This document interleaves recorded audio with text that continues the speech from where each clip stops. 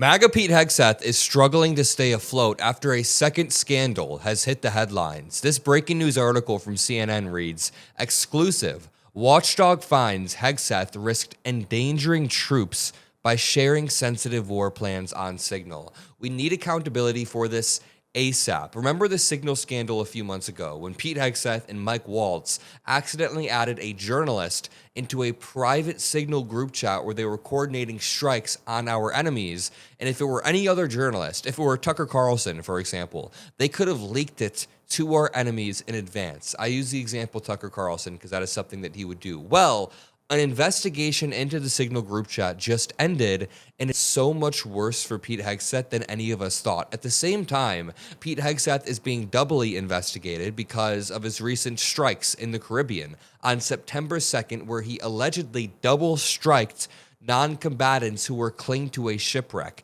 Donald Trump in the Oval Office moments ago was asked by reporters if he will release the second strike or the footage of it. He said, Mr. President, you released video of that first boat strike on September 2nd, but not the second video. Will you release video of that strike so that the American people can see for themselves what happened? I don't know what they have, but whatever they have, we'd certainly release, no problem. You know, we stopped every boat we knock out, we save 25,000 American lives. That's right. And I've never heard of it. Very good. We never heard of it. Following Donald Trump's logic, if every boat that he knocks out saves 25,000 lives, this calculation that he's using that's completely wrong, then the drug kingpin that he just pardoned, who was the former president of Honduras, cost 5 million U.S. lives because he ended up trafficking hundreds of tons of cocaine into the United States. This is all BS, but I don't want to get sidetracked from the main point that Donald Trump said he's willing to release the footage of the second strike. Now, we've heard this before.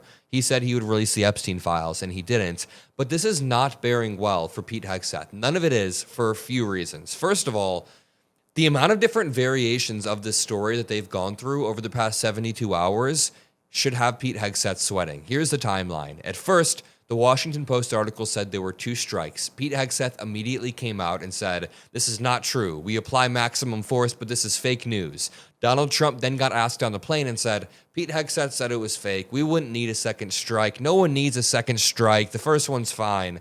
Then the next day, we find out that there's footage of it. Caroline Leavitt then comes out and says, yes, there was a second strike, and we all stand by Admiral Bradley. Then Pete Hegseth makes a statement and says, we all stand by Admiral Bradley's decisions, the decisions that he made. Then Pete Hegseth does an interview and says he wishes Admiral Bradley well. It is so easily them throwing him under the bus. And listen to this video of Pete Hegseth just a few years ago. I do think there have to be consequences for abject war crimes. If you're doing something that is just completely unlawful and ruthless, then there is a consequence for that. That's why the military said it won't follow unlawful orders from their commander-in-chief. There's a standard, there's an ethos, there's a belief that we are above what so many things that our enemies or others would do. So, Senator, what do you think of that? Well, Aaron, I think he's correct, and it's exactly what we said. But when we said it, Pete Hegseth now, said 8 years later, or 9 years later, he says what we said was false and reckless. I mean, it's crazy how these people switch up. Look at what somebody who knew Pete Hegseth said. This guy worked with Pete Hegseth on Fox News. Gives me no pleasure to say what I'm about to say because I worked with Pete Hegseth for 7 or 8 years at Fox News. This is an act of a war crime, ordering survivors who the law requires be rescued instead to be murdered. There's absolutely no legal basis for it. Everybody along the line who did it, from the Secretary of Defense to the Admiral to the people who actually pulled the trigger, should be prosecuted for a war crime for killing these 2 people. Let's go back to Trump being asked about this again in the Oval Office, then we'll talk about Pete Hegseth's other scandal, Signalgate. Yeah, we'll see what happens. Mr. President, in the boat strikes, if it is found that survivors were actually killed while clinging onto that boat, should Secretary Hegseth, Admiral Bradley, or others be punished?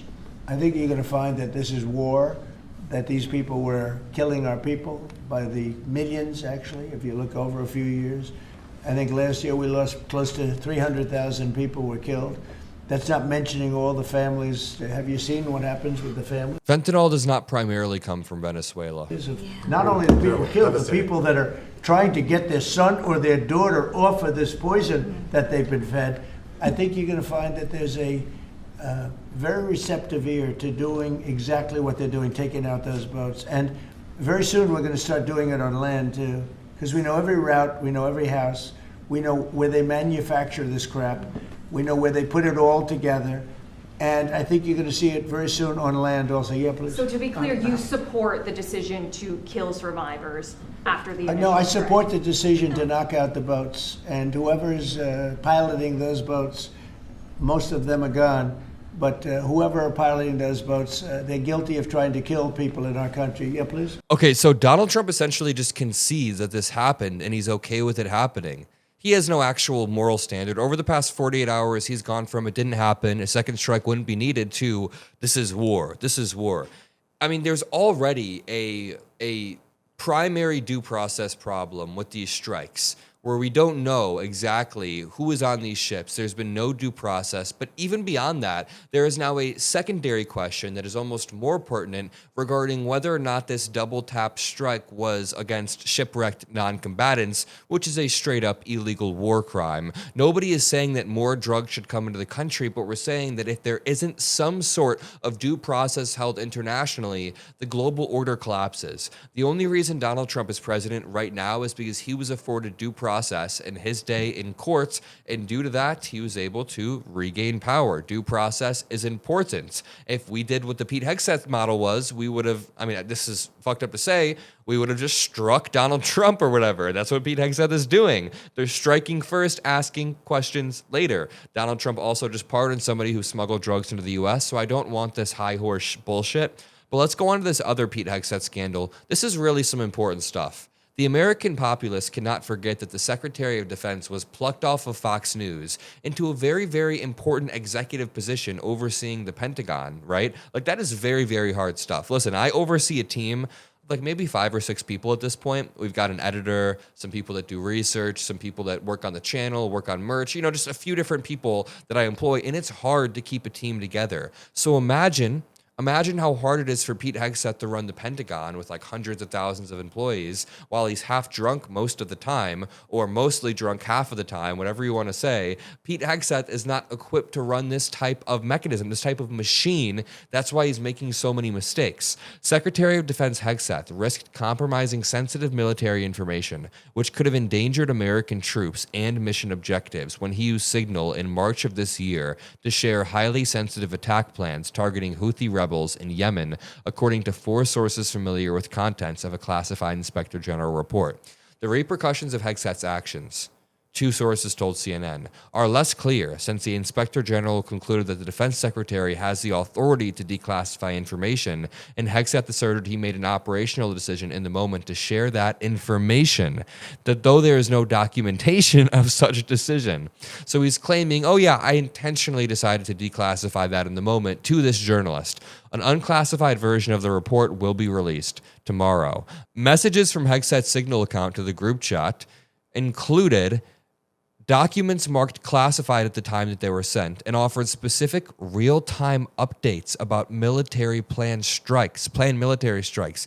They were so specific that one even read, "This is when the first bombs will drop." It remains unclear if Hegseth properly declassified that information. Hegseth refused to sit down for an interview with the Inspector General and submitted his version of events in writing.